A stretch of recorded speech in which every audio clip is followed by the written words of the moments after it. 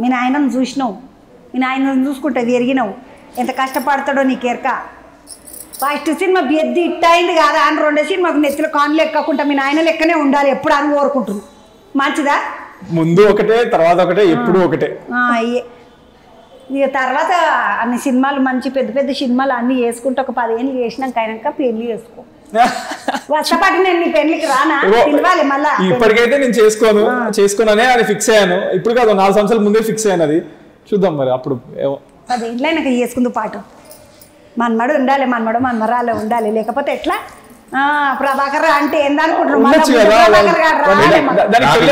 పెళ్లి చేయాల్సిన వయసు వచ్చిందని నాకు అనిపించినప్పుడు మీ దగ్గర తీసుకెళ్లి వదిలేస్తా, మీరు ఆయన ఒప్పించి పెళ్లి చేద్దరు. మనవడు కావాలంటే దానికి పెళ్లి ఎందుకు? ఇంకా మన్నట్టు రోజులు చేస్తారా నాయన? మనం అలా కాదు, అడాప్ట్ చేసుకోవచ్చు అంటున్నా. ఇది ఆలోచన మంచిగున్నది. మరి చిన్నోడు కానీ మన పెద్ద బాబు బుర్ర ఉన్నది. చేసుకుంటే కానీ ఒక మంచి ఉద్యోగం, ఒక చిన్న ప్రభాకర్ కనబడాలి ముద్దుగా, అట్లా చేసుకో. మొన్న బన్నీ అంటే ఎవరు అని అన్నావంట. ఇప్పుడు నువ్వు సినిమాలోనే పేరు చూసా, నేను బయట నేను పబ్లిక్ అడుగుతున్నా.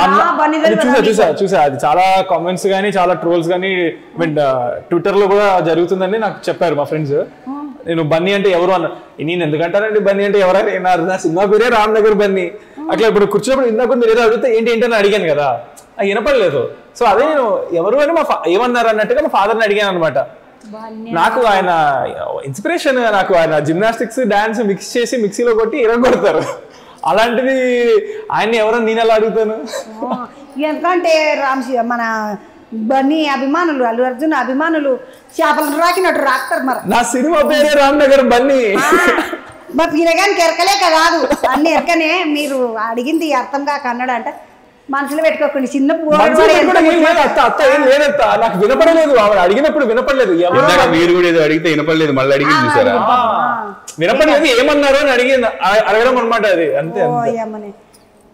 బుడ్డోడు వాడు ఇప్పుడే వచ్చిండు, నిన్నగాక మొన్న పుట్టిన పిల్లగాడు కొత్తగా షురువాత్ చేసి వస్తున్నాడు. మంచిగా ఒక హీరోకి ఏమేమైతే కళలు ఉండాలనో ఆడుడు పాడుడు ఫైటింగ్ చేసుడు మంచిగా నటన చేసుడు అన్నీ నేర్చుకొని వచ్చిన పిల్లగాడు, నేర్చుకొని వచ్చిన పిల్లగాడు. మరి మంచిగా ఆశీర్వాదం చేయండి. పబ్లిక్ అందరు మెచ్చితే మళ్ళీ ఒక పెద్ద ప్రభాకర్ వస్తాడు. మంచి నీ సినిమా పెద్ద ఇట్టు కావాలని అత్త మనస్ఫూర్తిగా కోరుకుంటున్నది. క్షణార్థులు మల్లగాలుతో మళ్ళీ నువ్వు ఆడిపోతావు ముచ్చట కూర్చుంటావు. ఇక నన్ను కోపం చేస్తారు, వార్తలకు వాళ్ళు థ్యాంక్ యూ చంద్రక్క, మీరు రావడం మా అబ్బాయితో మాట్లాడడం సంతోషంగా ఉంది. మీ ఆశీస్సులు ఉంటే చాలు. మా వాడికి చాలా బాగా మాట్లాడారు, నేను చాలా ఎంజాయ్ చేశాను అత్త. Thank you. నా పబ్లిక్ అంతా చూస్తారు. మరి వాళ్ళందరికి ఇట్లా ఒకసారి చెప్పు, మంచిగా సినిమా చూడండి. మా అత్త నేను అందరం కలిసి మాట్లాడినాం కాబట్టి చంద్రత్త అభిమానులకి ఫ్యాన్స్ కి చూసే ప్రేక్షకులందరికీ తప్పకుండా October 4th రామ్నగర్ బన్నీ చూడండి, నన్ను ఆశీర్వదించండి. అండ్ చంద్రత్తని ఎప్పుడు ఇలాగే ఫాలో అవుతూ ఉండండి, ఆవిడ చాలా మంచివారు. So thank you.